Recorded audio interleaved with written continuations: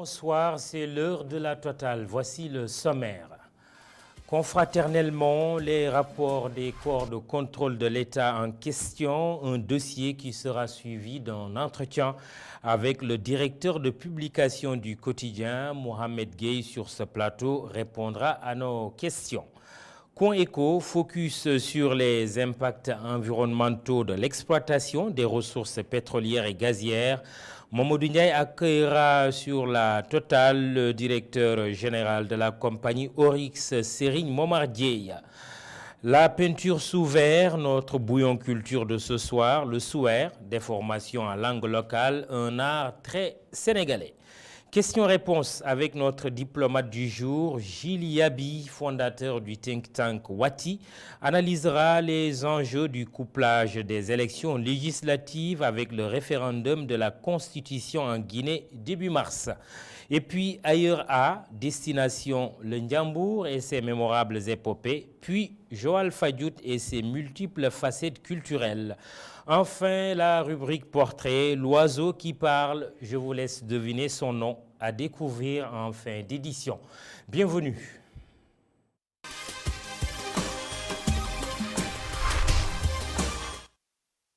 Les rapports d'école de contrôle au Sénégal, c'est un des sujets dominants de la semaine. Notre pays dispose de plusieurs organes, la Cour des comptes, l'IGE, l'OFNAC, sans oublier la CENTIF et l'ARMP. Un fait constant, chaque rapport ou avis décèle souvent des dysfonctionnements dans la gestion des ressources publiques, mais ces corps de contrôle ne s'arrêtent pas là. Ils soumettent à l'autorité des recommandations et parfois des sanctions contre les fautifs. C'est là que se situe le débat justement. Dossier Oumar Kane, Moussa Fall. Le rapport de la Cour des comptes a suscité beaucoup d'interrogations ces derniers jours. Alors, nous avons pris notre bâton de pèlerin, pour ne pas dire notre micro et notre caméra, pour renseigner davantage sur les contours de ce type de documents, sur les organes qui les produisent. Le débat, c'est moins un débat sémantique aujourd'hui. Ça, c'est corps de contrôle, c'est pas ça qui est utile. Contrairement aux autres corps de contrôle, la Cour des comptes, elle, est consacrée par la Constitution.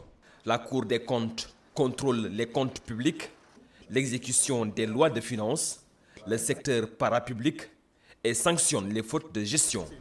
En termes plus clairs, la Cour des comptes peut aller rencontrer, aller contrôler une entité et voir, en tout cas du point de vue de la comptabilité, comment le budget est géré, notamment les dépenses effectuées. Donc, la Cour des comptes regarde est-ce que les normes correspondent à la législation. Parce qu'aujourd'hui, même les comptables publics sont régis par des textes, c'est-à-dire comment décaisser de l'argent, comment gérer cet argent-là, tout ça c'est contrôlé par des lois.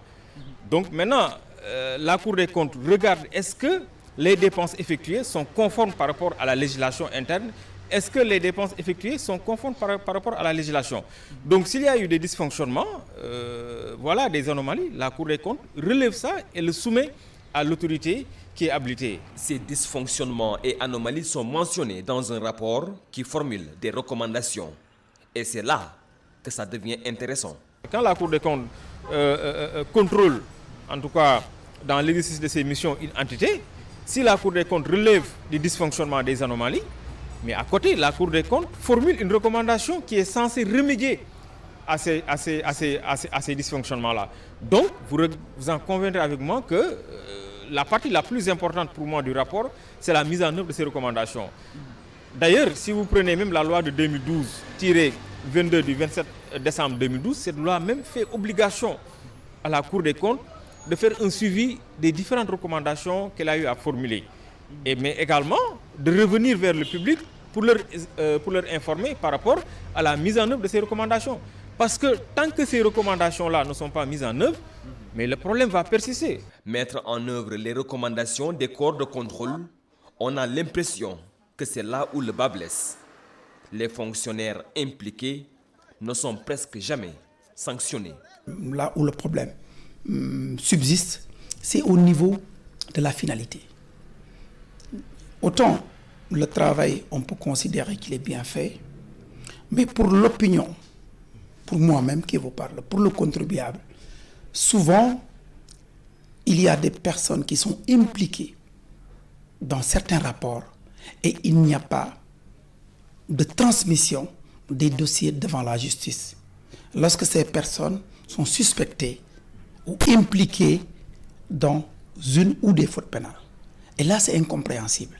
On constate souvent quand les corps de contrôle rendent leur rapport, ces citoyens ou certains de ces citoyens qui sont impliqués, et au lieu d'attendre que le dossier soit transmis à la justice, ou peut-être parce qu'ils sont sûrs que le dossier ne sera pas transmis à la justice, s'agitent dans l'espace médiatique pour donner des justifications, alors que les réponses et les justifications ne doivent pas être données dans l'espace public ou dans l'espace médiatique. Souvent, il y a eu quand même des condamnations, y compris des condamnations des gens de son camp politique. Et qu'est-ce qui s'est passé par la suite? Je ne donne pas de nom, mais si vous savez, il y a au moins une des personnes de ce camp politique, évidemment, après qui a retrouvé de la liberté sous Macky Sall, et bon, qui est devenu, évidemment, lui aussi qui a rallié le camp du nouveau président. Avant, il y avait effectivement des suites où, bon, il arrivait que, sanctionnant des personnes de son camp. Mais depuis quelque temps, évidemment, on n'a plus entendu ça. Et le pire, c'est que quelqu'un est sur la place publique pour sa gestion, décrié et tout. Et bien, bon, on change de poste. Quand on le change de poste, parfois, c'est pour le mettre à une meilleure station. Et là, les Sénégalais n'ont pas compris ça. En attendant d'éventuelles sanctions contre ces présumés fautifs, beaucoup de Sénégalais attendent sans espoir.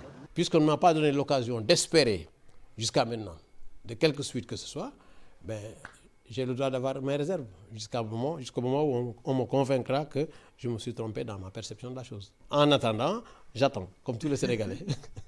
Voilà qui est dit.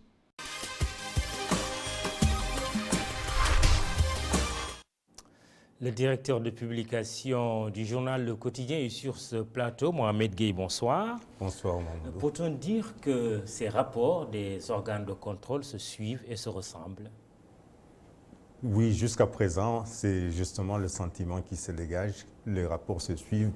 Bon, il y en a parmi les personnes qui sont intervenues dans l'élément qui ont été gentils en disant que à une certaine époque, certaines personnes épinglées avaient été, disons, attraites en justice. Moi, je ne me rappelle pas de ce cas. Je me rappelle au contraire même de quelqu'un qui est devenu ministre après avoir été directeur d'une société publique où sa gestion avait été remise en cause.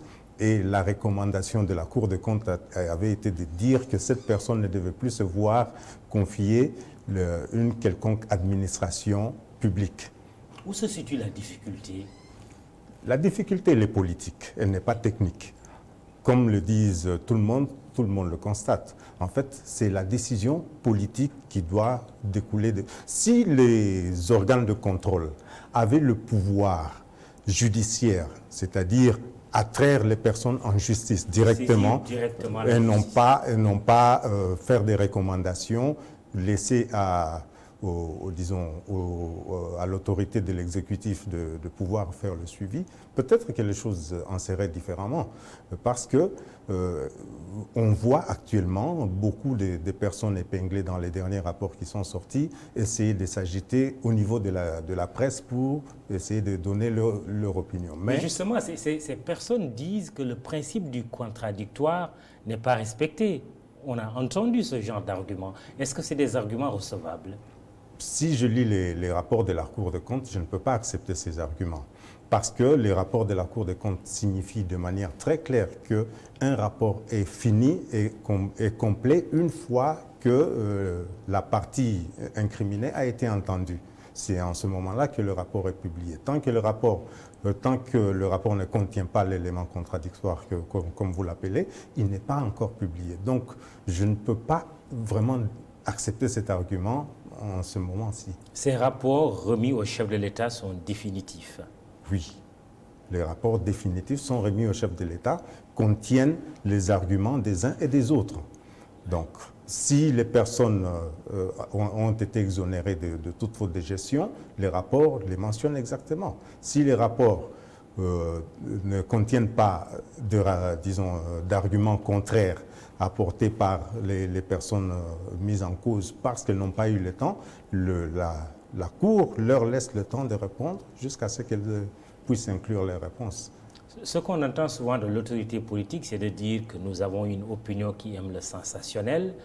Or, l'objectif ou le but de ces rapports, ce n'est pas forcément des poursuites judiciaires, c'est des recommandations pour améliorer, pour que les gens comprennent mieux que cela a une démarche pédagogique. Je suis tout à fait d'accord. En fait, aussi, je dois dire, aussi bien pour les rapports de la Cour des comptes que les rapports de l'ARMP, par exemple, qui font beaucoup de bruit en leur temps, oui, qu'ils soulèvent beaucoup de bruit. Mais en fait aussi, c'est parce que nous ne sommes pas encore arrivés à un moment où on doit banaliser la sanction. C'est-à-dire que la sanction doit être une chose normale pour une personne qui est appelée à faire une gestion d'une ressource publique. Et ces sanctions sont de deux ordres, n'est-ce pas? La sanction administrative, la sanction judiciaire éventuellement. C'est ça. Et ça, vous pensez que ce n'est pas le cas non plus? Non, en fait, on ne le voit pas. L'opinion ne le perçoit pas. Ouais. Il est arrivé plusieurs fois. Nous, dans notre journal, par exemple, nous avons eu à écrire en son temps qu'un ministre qui avait été directeur d'une structure, d'une agence de l'État, a en son époque, en son temps, il n'y a pas si longtemps, bloqué, le travail de la Cour de compte qui était venu, l'audit de la Cour qui était allé au siège de cette agence pour auditer sa gestion passée. Il l'a bloqué. La Cour l'a d'ailleurs rappelé dans le dernier rapport qui vient d'être publié.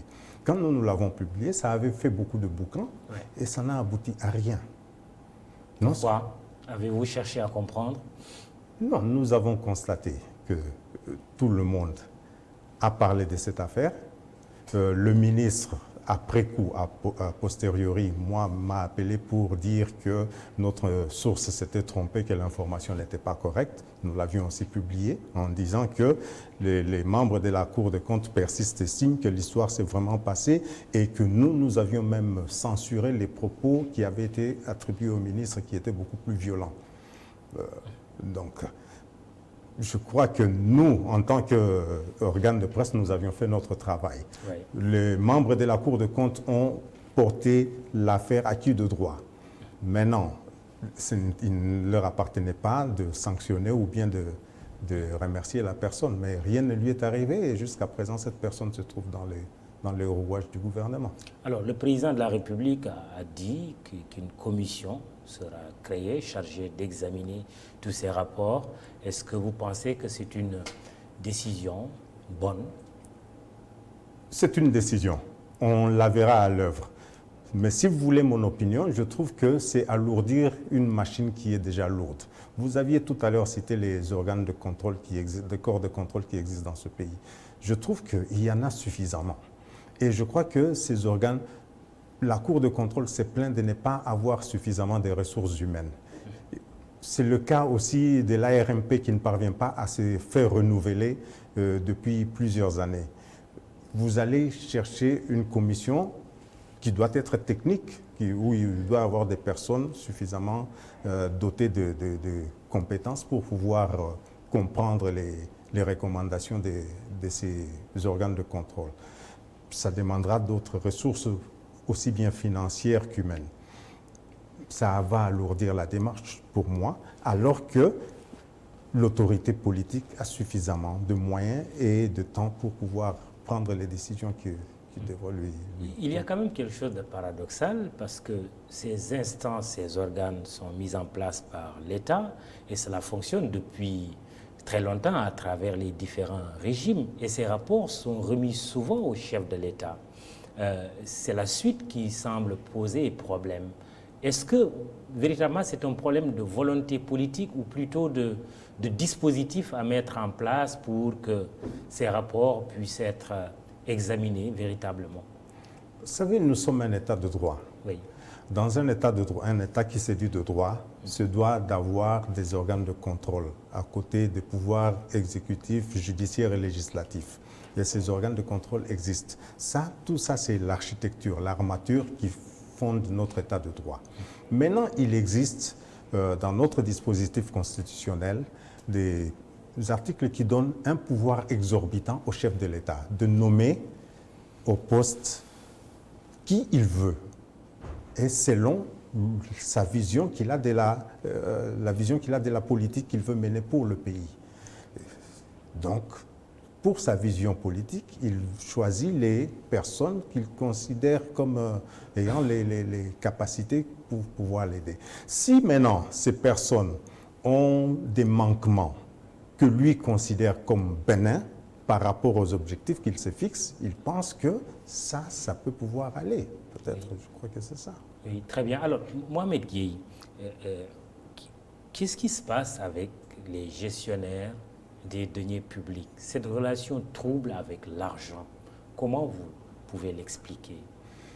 Je crois que maintenant, les textes, disons, surtout dans le cadre harmonisé de gestion de l'UEMOA, les textes deviennent de plus en plus contraignants. Que maintenant, les gestionnaires des deniers publics sont pour la plupart sanctionnés pénalement, ouais, et même sur leur propre patrimoine. Ça donnera à réfléchir à beaucoup de personnes, de plus en plus, avant de commettre certains actes de mauvaise gestion. D'ailleurs, si vous voyez maintenant même dans les textes, les rapports qui sont soumis à la Cour des comptes, tout n'est pas que mauvaise gestion des deniers publics. Il y a des cas, mais il y a aussi parfois une mauvaise compréhension des textes. Oui, mais quand on dit que tel DG fait une avance sur plusieurs mois, avance salariale, c'est... Mais justement, de plus en plus maintenant, je crois que ça devrait devenir beaucoup plus difficile. Mais vous savez aussi, Mamoudou, il y a des gens qui ont un rapport particulier avec l'argent. Surtout quand c'est l'argent des autres, ils n'ont pas peut-être cette gestion de bon père de famille qu'ils devraient avoir. Et je crois que les textes limitent maintenant de plus en plus ces dérives. Et je crois que si les textes sont déjà très clairs, maintenant, il sera beaucoup plus facile de sanctionner. La sanction. Toujours la sanction. Merci Mohamed Gueye, directeur de publication du journal Le Quotidien, et bonne soirée chez vous. Bonne soirée, Mamoudou. La suite de la Totale.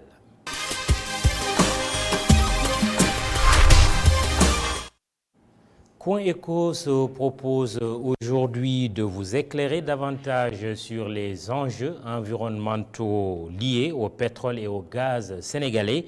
Tout un arsenal juridique existe. Il faut dire que pêcheurs et environnementalistes expriment de grandes inquiétudes par rapport à l'exploitation prochaine de ces ressources par les industries d'hydrocarbures dans les eaux sénégalaises.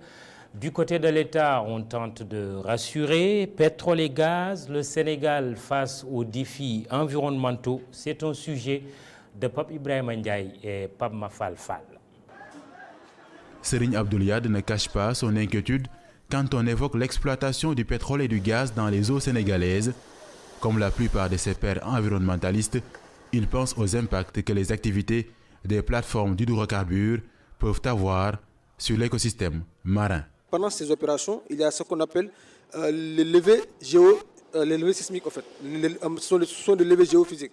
Et pendant ces levées-là, il y a des ondes sismiques que l'on envoie. Ces ondes sismiques-là, je vous parle là d'effets sonores de 230 décibels et quelques. Donc, les ondes sonores qui sont envoyées pendant ces périodes-là, n'est-ce pas, perturbent énormément, n'est-ce pas, le mode de transport des poissons. De l'autre côté, il y a les boues. Vous savez, dans le système de forage, il y a quand on fore, il y a le système de boue. Ça facilite le forage. Donc il y a des boues qui se retrouvent au niveau des déblais. Donc les déblais sont imbibés de boue. Et ces boues-là, leur constitution, c'est quoi? On a soit des boues à huile ou bien soit des boues à eau. Le fait que ces déblais puissent être, n'est-ce pas, imprégnés de ces boues-là, crée aussi une source de pollution. L'or noir fait rêver, une aubaine pour porter le pays sur les rampes de l'émergence. Prédiction d'économistes. Mais au Sénégal, l'économie maritime est un secteur clé. On estime que la pêche à elle seule génère plus de 600 000 emplois directs. C'est pourquoi du côté des acteurs, on émet des craintes face à l'industrie pétrolière et gazière.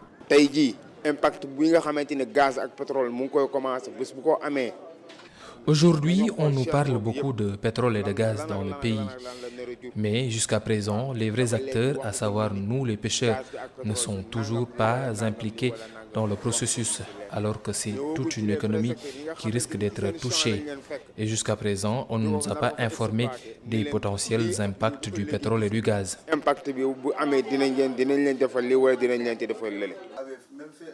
Des craintes justifiées, considère-t-on, dans les rangs du ministère de l'Environnement et du Développement durable, mais les responsables tiennent à rassurer. Tous les projets pétroliers qui sont autorisés par le Sénégal ont fait l'objet d'évaluations environnementales, d'études d'impact environnemental. Et ces études d'impact environnemental et social ont fait l'objet d'une validation, n'est-ce pas, par des comités techniques qui comportent l'ensemble des acteurs qui sont directement concernés par ces projets. L'objectif est de veiller à ce que tous les impacts potentiels pouvant être générés par ces activités soient programmés, planifiés, pour qu'au moment de la mise en œuvre de ces projets, que ces impacts-là puissent gérer au mieux. Pour un projet susceptible d'avoir un impact sur l'environnement, l'article 48 du Code de l'environnement 2001 exige un préalable, une étude environnementale.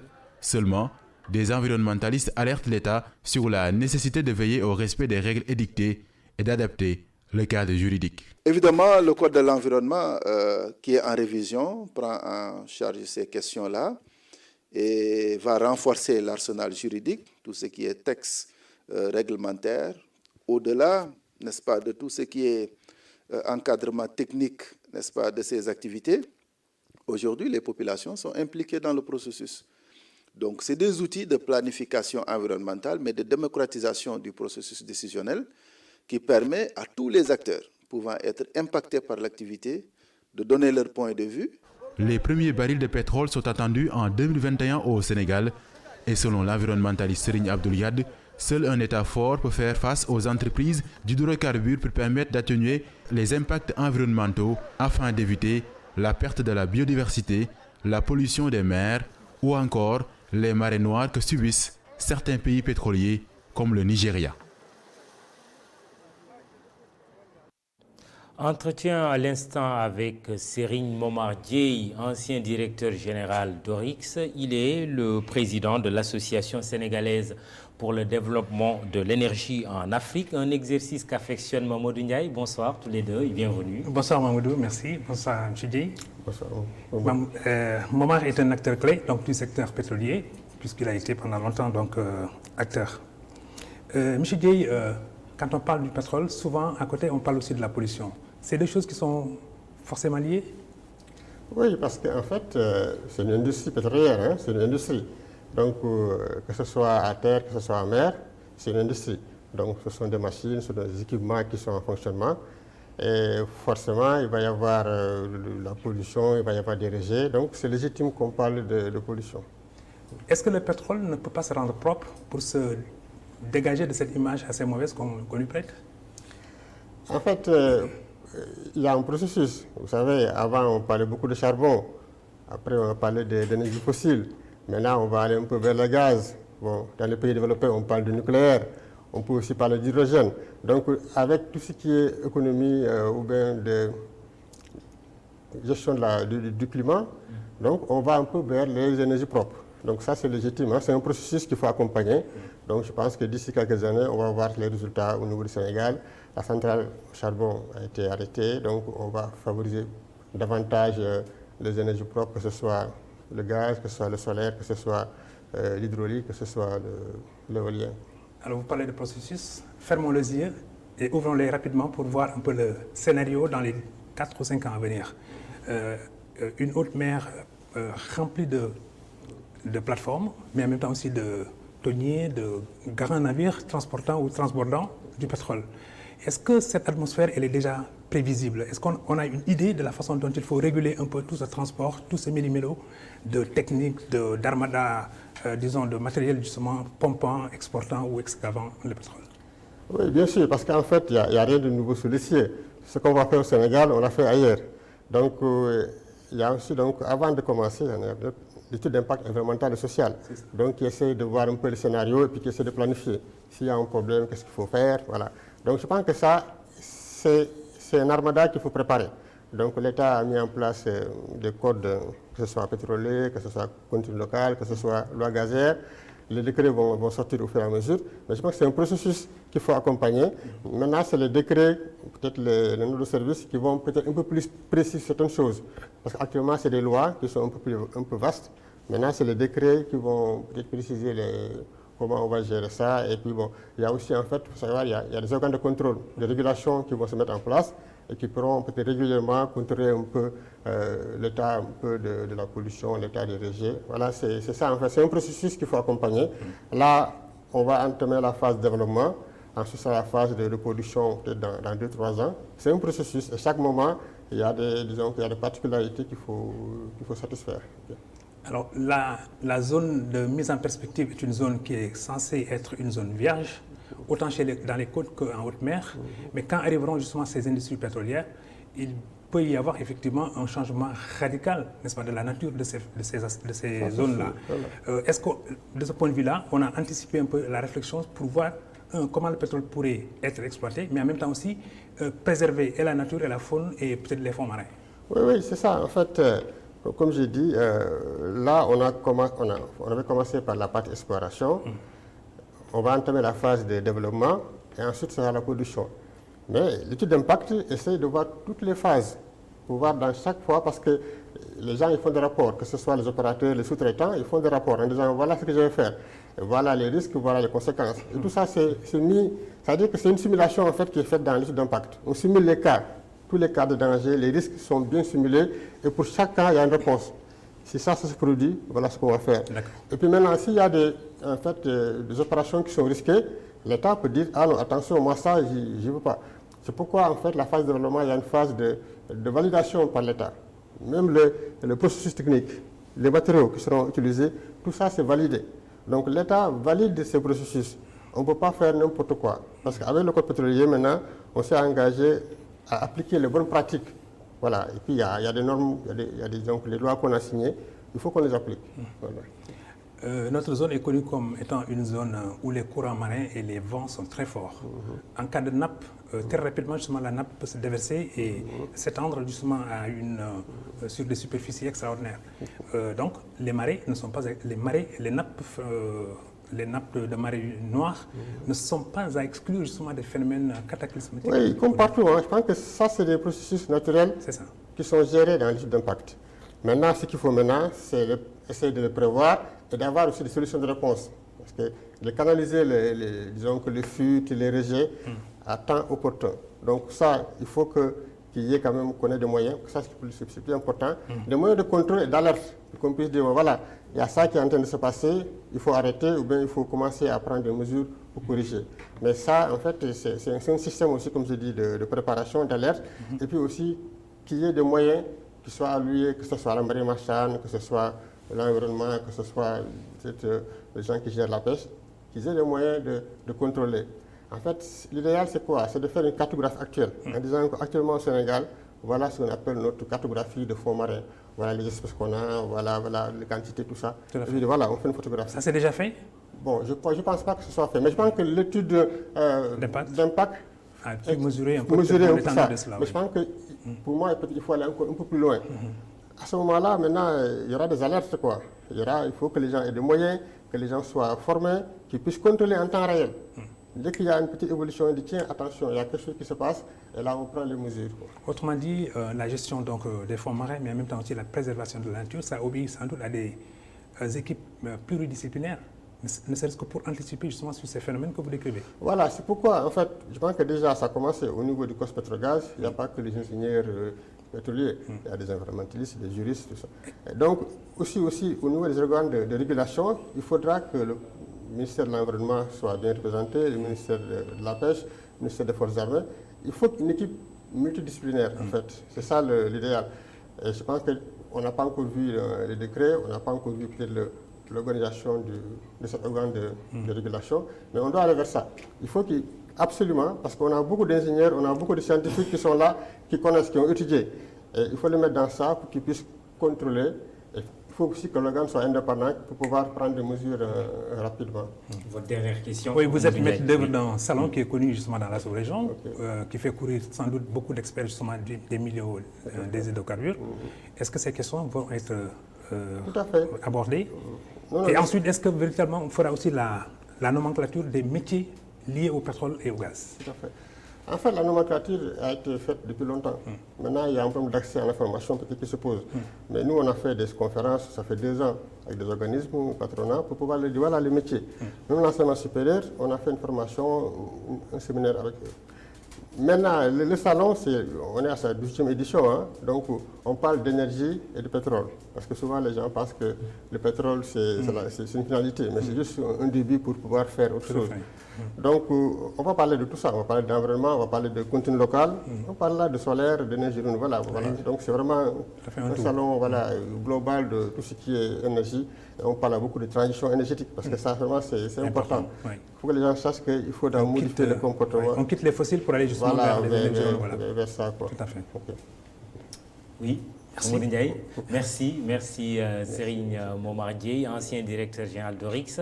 Vous êtes aussi le président de l'Association sénégalaise pour le développement de l'énergie en Afrique. Merci d'être venu sur le plateau de la Total.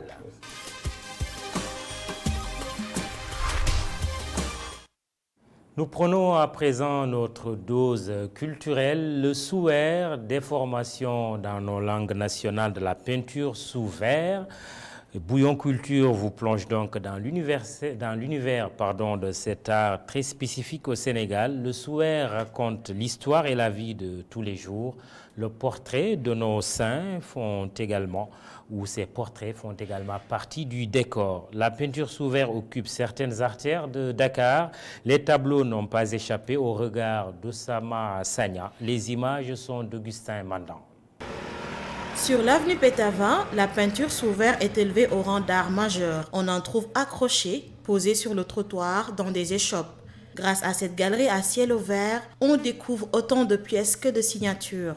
Le décor pictoral n'est pas forcément l'œuvre de son exposant et provient d'un peu partout du pays. Je suis juste un exposant. Je prends les tableaux chez divers artistes qui sont de Saint-Louis, mais la majeure partie est basée à Dakar, Rufisque et surtout à la Médina. Dès qu'ils finissent leurs œuvres, ils me les proposent, je les achète pour les revendre. Artiste bu nekk rek bu amee lu ko jaay des fois dañuy woo téléphone nee na ma am naa tant de tableau dama koy jaay après ñu ne indi ko après ñu jël ñu jënd. D'autres comme cet artiste autodidacte assurent aussi bien le minutieux travail du fixé sous verre que sa commercialisation. Ça fait presque plus d'une décennie que je suis là. Je suis artiste peintre exposant sur cette avenue-là. Je n'ai jamais fréquenté une école artistique. J'ai commencé à fréquenter les milliers des artistes. J'ai commencé par être un vendeur, ensuite exposant et par la suite peintre. Ouais. On fait beaucoup de travaux sur le sous-verre, quoi. On exploite bien. L'exposition en plein air attire quelques passants. J'ai une grande sœur qui est de Montpellier, Mariam Diakité. Elle est venue, ça fait 1 mois. Donc elle repart dans une semaine. Donc je lui offre. Je suis venu acheter quelques tableaux pour lui offrir. Voilà. Je viens tout le temps ici acheter parce que nous sommes africains et ça c'est beau. Vraiment, moi j'adore ça. Mais cela ne suffit pas à rassurer l'artiste qui voit l'espace d'exposition réduit comme les prémices d'un avenir incertain. Parce qu'on avait le mur du cantonnement de l'autre côté à gauche et à droite on avait un autre mur. Donc les artistes étaient côte à côte. Là-bas on comptait plus de 60 artistes et d'exposants. Mais maintenant, comme le cantonnement a pris son mur, donc on était obligé de se mettre sur une seule même voie, quoi. Hein? T'as vu, même là où on exposait d'habitude, c'est vendu, c'est devenu un chantier.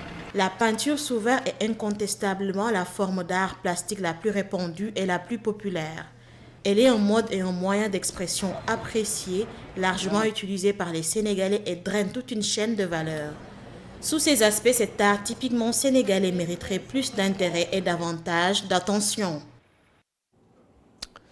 Oussama, bonsoir. Bonsoir Mamadou. La peinture sous verre est très ancienne dans notre pays. Est-elle juste l'œuvre des artisans de Pétavin? Pas du tout. Hormis ces artisans d'art que nous voyons sur l'avenue Pétavin, il y a de grands noms qui sont des pionniers de la peinture sous verre au Sénégal. On peut citer Mor Gueye, Mbida, on peut citer également Serigne Ndiaye. Mais Seya Diallo et bien sûr Anta Germaine Gueye qui s'est fait un nom avec la peinture sous verre. Et comment ils se sont retrouvés sur cette avenue très passante de Dakar? Pour la petite histoire, Mamadou, c'est que c'est depuis le FESMAN de 1966. Donc, durant le Festival mondial des arts nègres, ils ont exposé pour vendre, pour montrer cet art typiquement sénégalais, comme on le dit. Et depuis, ici, ils sont restés là-bas. Bien sûr, les premiers sur les lieux ne sont plus là-bas. Il y a d'autres personnes qui sont la dernière génération, comme le monsieur que nous avons vu dans l'élément, monsieur Meng, lui, il fait partie des dernières personnes sur les lieux.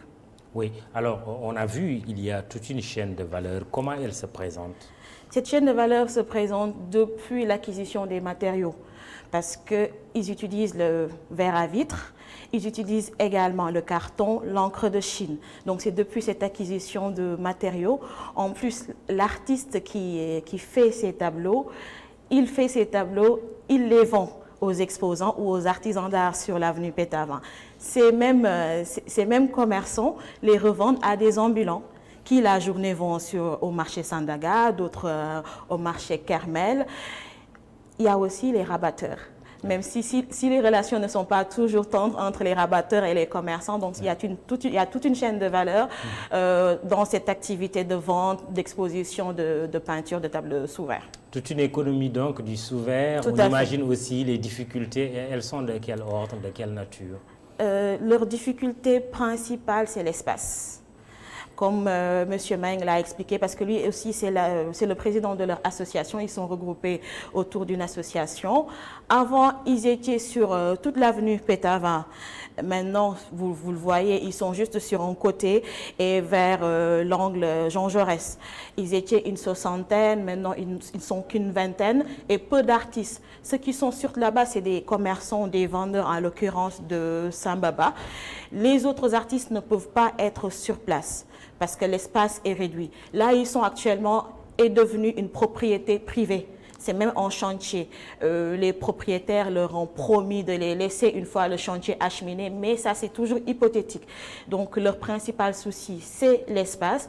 En plus, ils disent ne pas être impliqués dans les festivals. Par exemple, pour le festival de jazz de Saint-Louis, ils en profitent pour écouler leurs marchandises. Là, il faut prendre des stands. Ils n'ont pas le moyen de prendre des stands. Ils font des ventes à la sauvette.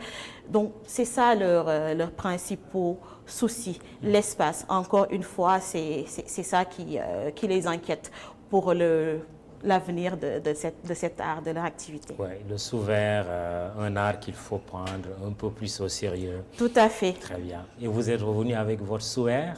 Oui, j'ai un sous-verre à la maison. Donc, il y a quelques images quand même qui sont typiques, qui sont très adorées par les Sénégalais. Par exemple, l'enfant qui pleure, ou bien les deux femmes, le yumpagne et le badiane, la badiane, pardon, qui sont côte à côte. Donc, il y a des images typiques du sous-verre sénégalais.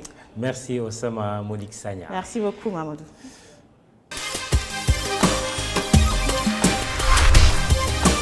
Notre diplomate ce soir, Gilles Yaby, il est le fondateur du think tank Wati. Bonsoir Gilles Yaby. Bonsoir. Nous parlons de la Guinée justement avec le projet de couplage des législatives avec le référendum constitutionnel qui est prévu le 1er mars 2020. On connaît un peu la situation de tension en Guinée. Est-ce qu'il y a des craintes légitimes qu'il faut avoir, Gilles Yaby? Oui, il y a des craintes légitimes, absolument. La situation en Guinée est préoccupante. Je crois qu'il ne faut pas sous-estimer l'ampleur déjà des violences que l'on observe, mais surtout le risque que ces violences s'accentuent au cours des prochaines semaines et des prochains mois. Comme vous le dites, on a une tension politique très forte et on a maintenant un couplage d'un référendum sur la Constitution, un référendum qui est très contesté, mais aussi des élections législatives qui sont d'ores et déjà boycottées par les partis les plus importants de l'opposition. Et donc, on voit bien que d'un côté, il y a un pouvoir qui déroule un plan très clairement bien conçu depuis plusieurs mois, et de l'autre côté, une opposition qui est également déterminée à faire valoir ses positions à travers aussi maintenant un front qui intègre la société civile qui manifeste depuis plusieurs semaines et plusieurs mois en Guinée. Et quel est l'enjeu justement, Giliaby, de ce couplage entre les élections législatives et le référendum? En réalité, lorsqu'on parle des personnes en Guinée depuis plusieurs semaines, ce projet de couplage existe depuis longtemps. C'est une manière pour le pouvoir de Conakry de créer un peu de confusion, puisque les élections législatives sont certes boycottées par des partis importants de l'opposition, mais il y a des partis qui ont accepté de participer aux élections législatives. Et donc, pour les candidats aux législatives, il y a bien sûr l'enjeu de la tenue de cette élection. Ils sont en campagne, ils dépensent de l'argent déjà, donc ils ont intérêt à mobiliser des électeurs pour participer aux élections législatives. Le référendum, par contre, est extrêmement controversé. Le projet d'une nouvelle constitution, il est très difficile à défendre aujourd'hui en Guinée. Et pour le pouvoir, le fait de coupler les législatives et le référendum, c'est un peu le meilleur moyen de d'arriver à une participation qui serait acceptable, dans la mesure où les gens vont participer aux élections législatives et même si en réalité ils ne votent pas pour le référendum, on retiendra tout de même qu'il y a eu une élection avec peut-être une participation certainement pas importante, mais en tout cas une petite participation parce qu'il y a eu des élections législatives et des gens qui veulent devenir députés. Alors, Giliaby, on sait qu'en arrière-plan, il y a tout ce débat sur le troisième mandat que souhaiterait tenter le président Alpha Condé. En tout cas, c'est le soupçon que certains acteurs de la vie politique guinéenne ont. Est-ce qu'on peut dire que ce projet de troisième mandat prêté au président Condé pourrait être acté à travers le référendum de mars prochain? Oui, absolument. Je crois que beaucoup de partisans du pouvoir de Conakry dénonçaient un procès d'intention à l'encontre du président qui n'a toujours pas déclaré qu'il souhaitait un troisième mandat. Mais lorsqu'on observe tous les signaux depuis plusieurs mois en Guinée, il est très clair que la seule explication possible d'une volonté de changer de constitution lors de la dernière année du deuxième mandat, qui devait être l'ultime mandat du président Condé, la seule explication qu'un analyste en tout cas peut trouver, c'est que ce changement de constitution va ouvrir la voie à un troisième mandat. En réalité, il faut bien voir que ce qui est le plus important, c'est pas tellement le contenu de la nouvelle constitution, c'est le fait de changer de constitution. Lorsqu'on suit les affaires africaines depuis longtemps, on sait très bien que dans plusieurs pays, les pouvoirs ont adopté cette méthode. Lorsqu'on a une limitation de mandat, on change de constitution pour remettre les compteurs à zéro, dans la mesure où il n'y a pas de rétroactivité. Donc, c'est le premier élément, c'est on ne révise pas la Constitution, mais on change la Constitution. Parce que dans le cas de la Guinée, la Constitution actuelle ne permet pas de revenir sur la limitation de mandat. Donc le seul moyen de déverrouiller la limitation de mandat, c'est en fait de changer de Constitution. Et un deuxième élément qu'il faut souligner, par contre, dans le texte de la nouvelle Constitution qui va être proposée au référendum, il y a quand même une phrase qui disparaît. Il y avait une phrase qui indiquait « Nul ne peut effectuer plus de 2 mandats consécutifs ou non ». Cette phrase disparaît dans le projet de nouvelle constitution et je crois que ce n'est pas totalement un hasard qu'il y ait une phrase comme ça qui saute, même si le principe de la limitation est maintenu dans la nouvelle constitution. Le fait de ne plus avoir cette disposition va faire en sorte que l'interprétation qui va être donnée par la Cour constitutionnelle va sans doute être beaucoup plus claire en disant on a une nouvelle constitution et le président en place pourra se présenter au terme de cette nouvelle constitution. Très bien. Giliaby, on va prendre 30 secondes pour parler du sommet de l'Union africaine à Addis Abeba. Ouverture ce dimanche. Les chefs d'État africains ambitionnent de faire taire les armes. Moussa Faki, le président de la commission de l'UA, a déclaré que le terrorisme, les conflits intercommunautaires et les crises pré- et post-électorales seront justement abordés en 20 secondes. Votre analyse de ce sommet? C'est une belle ambition que de faire taire les armes. L'année qui était prévue, c'était justement 2020. Évidemment, on n'y est pas. On voit la crise en Libye, la crise dans le Sahel. Les violences prennent des formes de plus en plus complexes. Et je crois qu'il faut surtout ne pas rechercher de solutions faciles. Il n'y a pas de solution facile. Et faire taire les armes, ça veut dire aussi faire la jonction entre les questions de gouvernance politique dans les pays africains et les questions de sécurité. Et je crois que c'est très évident à partir de la situation au Sahel qu'on ne peut pas faire l'économie d'une réflexion beaucoup plus profonde sur la manière dont nos pays sont gouvernés et que c'est quand même la clé pour renforcer les États, leur légitimité, mais aussi leur capacité d'action sur le terrain. Merci Gilles Yabi. Je rappelle que vous êtes le fondateur du laboratoire d'idées citoyens, un think tank dénommé Wati, et vous êtes docteur en économie. Merci d'avoir accepté d'être le diplomate de ce soir.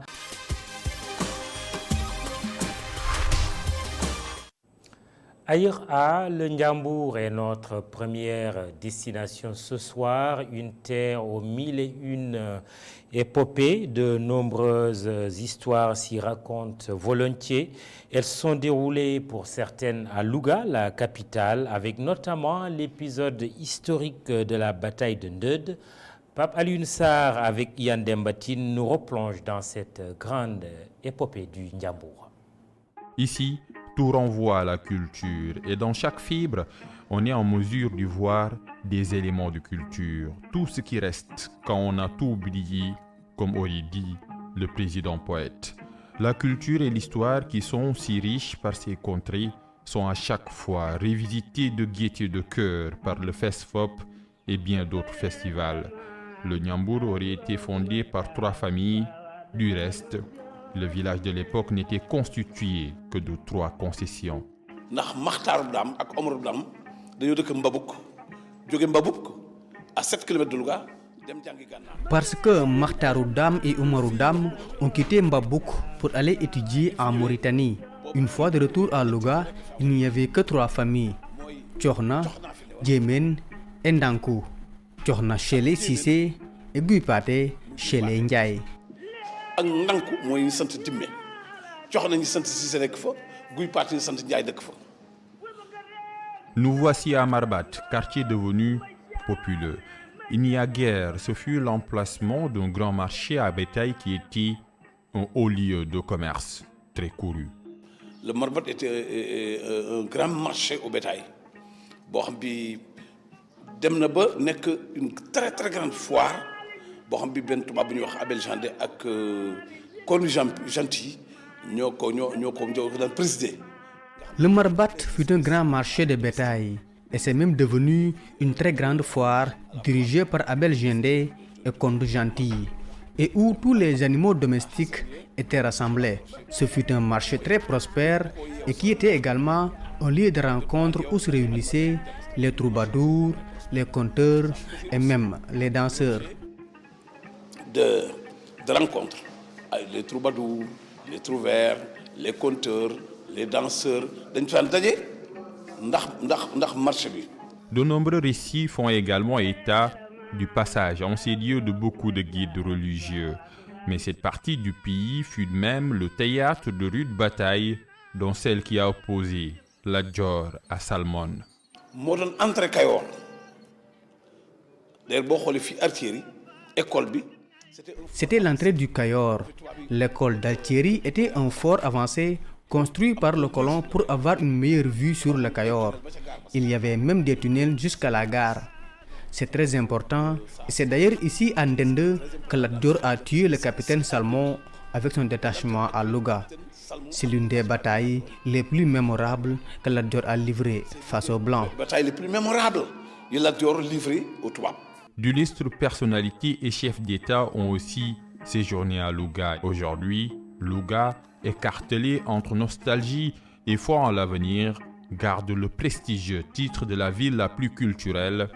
Elle est encore le point de convergence de nombreux acteurs culturels, grâce notamment au phare que constitue le FESFOP.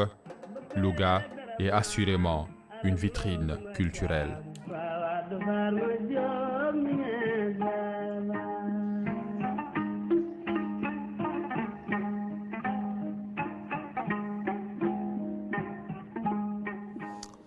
Seconde destination d'ailleurs à Joal Fadiouth, l'ombrageuse, comme le chantait le célèbre poète sérère Léopold Sédar Senghor, fait partie de ces localités à visiter absolument sur la Petite Côte. Immersion dans une tradition pure et authentique et aussi dans un océan d'images, de cartes postales. Yann Dembatine est retourné au pays des ancêtres et tenez-vous bien en compagnie de son roi Barasso. ITV se fait le plaisir de vous étaler toute la richesse de Joal. Regardez le reportage. À Joal Fadiouth, les ancêtres, lors des cérémonies funéraires, étaient inhumés avec leurs cases et toutes leurs affaires dans ces lomes qui font penser aux pyramides égyptiennes. Des périodes endeuillées s'accompagnaient d'un système de solidarité et qui fondent les valeurs intrinsèques de ces contrées. Les lomes. Nos ancêtres sont enterrés dans ces lomes avec tous leurs bagages comme on le faisait en Égypte. Et tout cela s'accompagnait d'un système de solidarité. Les lomes sont séparés des habitations par le bras de mer. Et nous dit-on, l'auteur-compositeur du fameux bac Fagn Nango Sarero Godeb Nokolum au Fagnin Fagn Fagn Tawachacha, entonné par le président de la République, est couché et enterré ici même.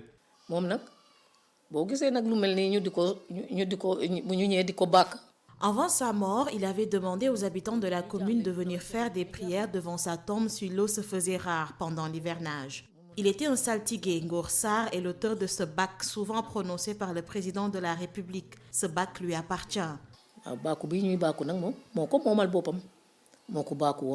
Fassanda est aussi un de ces lieux d'importance à Joal.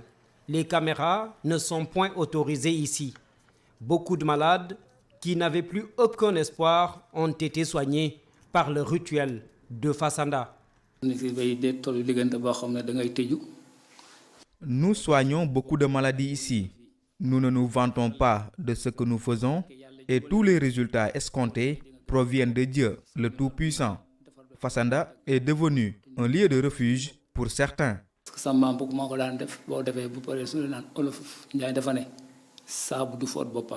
À quelques kilomètres de là, on arrive à Mamanguech, où tout étranger a l'obligation de faire des offrandes pour un séjour tranquille dans le secteur. Il se dit que le président Senghor avait bénéficié des bienfaits d'ici avant son arrivée au pouvoir.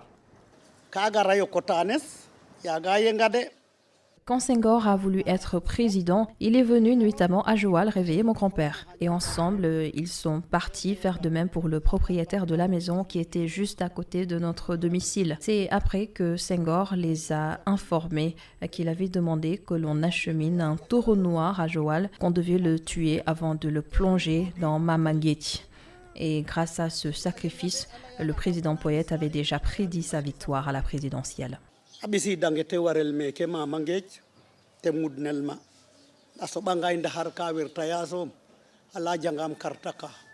En ces lieux hors du commun, les activités de pêche occupent la plupart des habitants. Mais la forte érosion côtière commence à reléguer l'activité principale en passe-temps secondaire pour Joal Fadiouth. Le pittoresque où le paysage est à couper le souffle.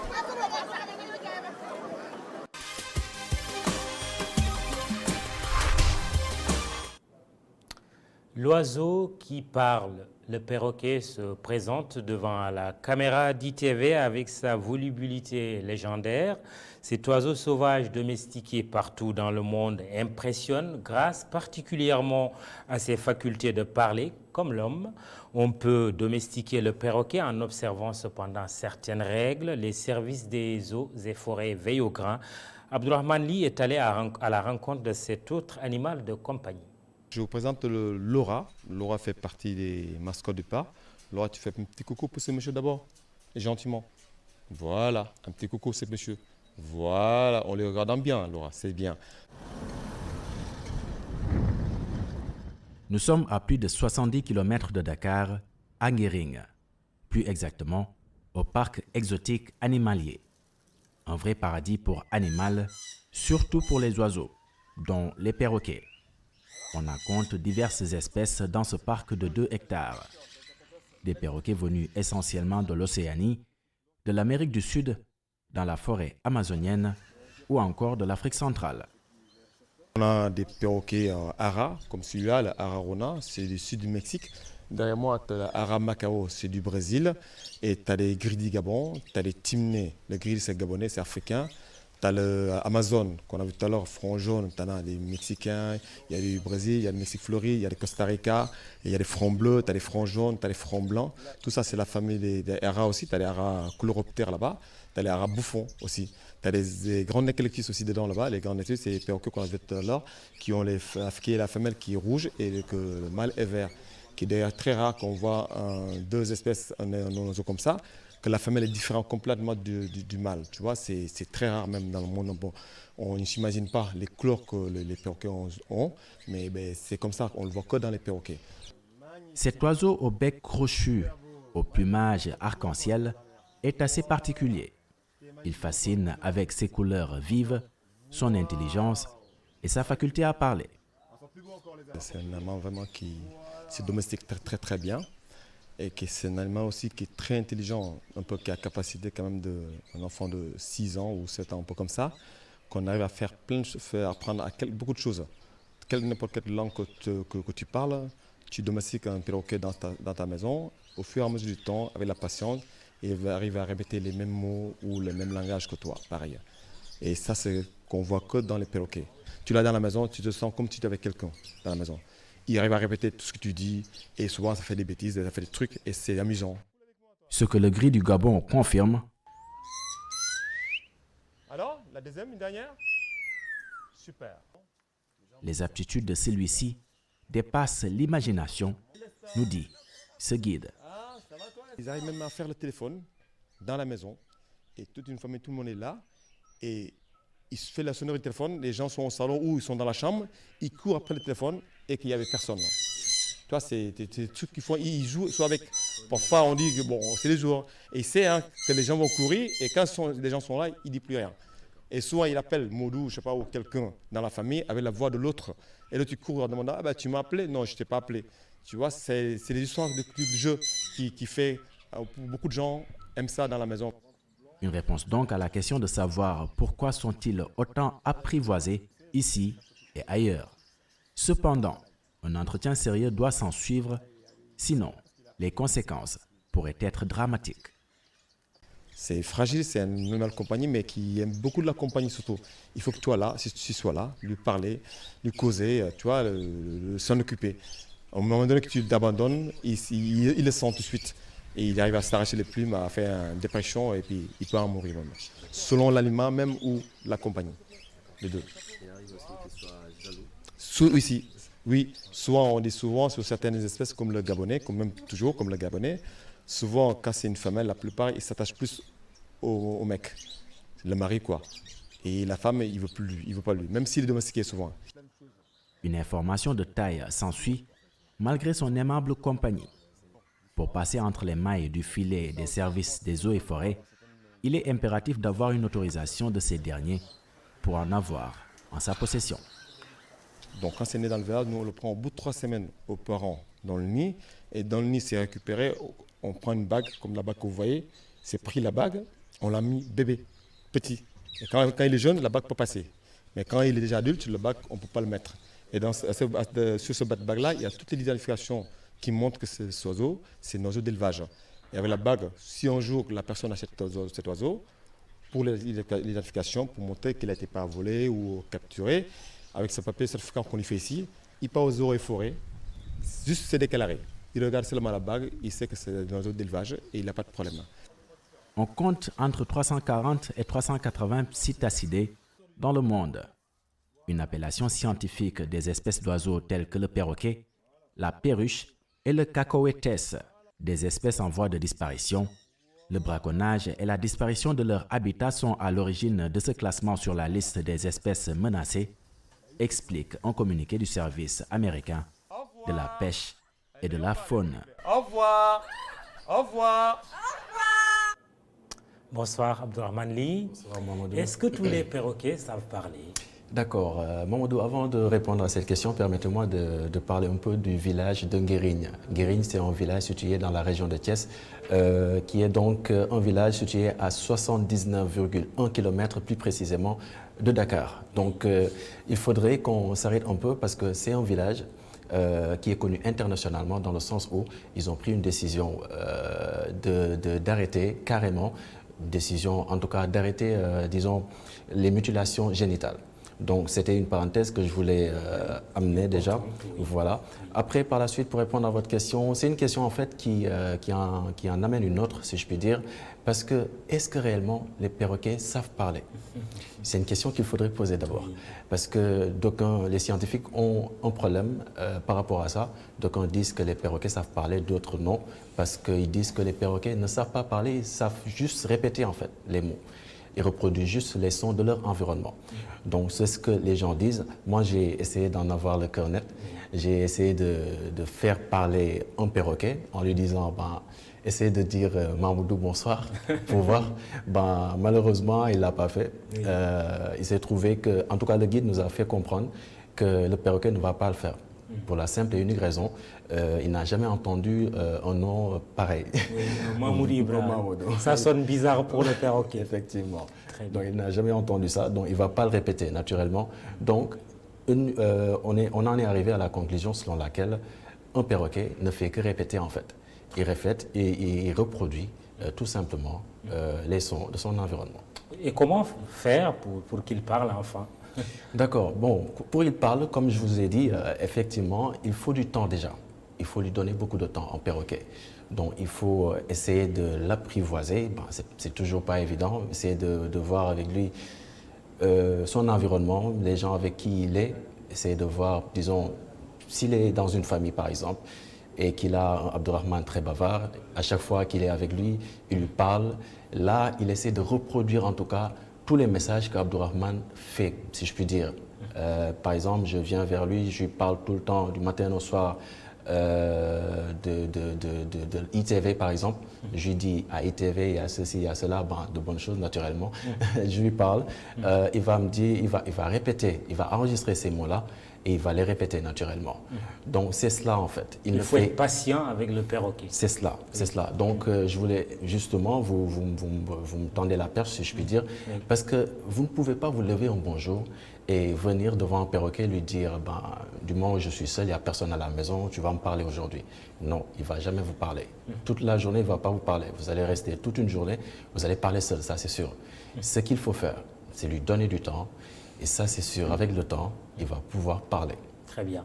Et quels sont les problèmes liés à la domestication du perroquet? Il y en a énormément. Il y en a énormément. Et le principal problème, il faut le dire, c'est, je vous donne un exemple simple. Par exemple, si vous avez votre boutique, vous vendez un produit que, en tout cas, toute la population ou tout le quartier a besoin, dont tout le quartier a besoin, si je puis dire. Maintenant, à la fin, c'est sûr que ce produit-là sera en rupture de stock. Actuellement, c'est ce qui se passe avec les perroquets. Il y a énormément de problèmes et ils sont en voie de disparition, beaucoup d'entre eux.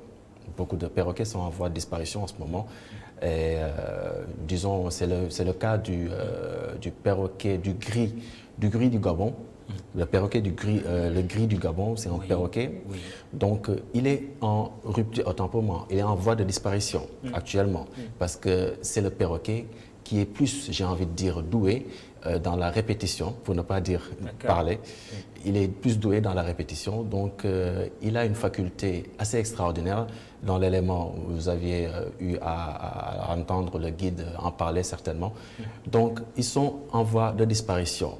Et j'ai envie de dire hasard pour hasard, là, dans la nuit du vendredi à samedi, j'ai eu une information officielle des eaux et forêts qui m'ont, en tout cas, un élément m'a fait comprendre une information de taille. Et il y a eu 131 perroquets au Sénégal. Ça aussi, c'est une espèce de perroquet qu'on peut constater ici au Sénégal. Donc, c'est une saisie de 131 perroquets à l'aéroport international Blaise Diagne. Parce qu'il y a un trafic autour de ça. En effet. Et c'est un Algérien qui a été mis en cause par rapport à ça. Ah. Et actuellement, il est entre les détentions, j'ai envie de dire, des forces de l'ordre. Entre les mains des forces de l'ordre. Okay. Parce que son visa, autant pour moi, son passeport a été saisi. Actuellement, il ne peut pas voyager naturellement. Okay. Il est convoqué demain. Okay. Donc actuellement, par rapport aux perroquets, justement, ils seront remis en liberté demain à partir de 10h. Pas à Dakar naturellement, parce qu'à Dakar ce serait compliqué. Ils ont sûrement, ils ont choisi peut-être Diamniadio. Bon, ils ont choisi Diamniadio justement pour libérer ces perroquets, pour qu'ils puissent, j'ai envie de dire, rejoindre la nature. Et peut-être qu'il raconte toute cette histoire vécue avec le ressortissant algérien. Certainement. Merci Abdourahmane Ly d'être venu nous parler du perroquet.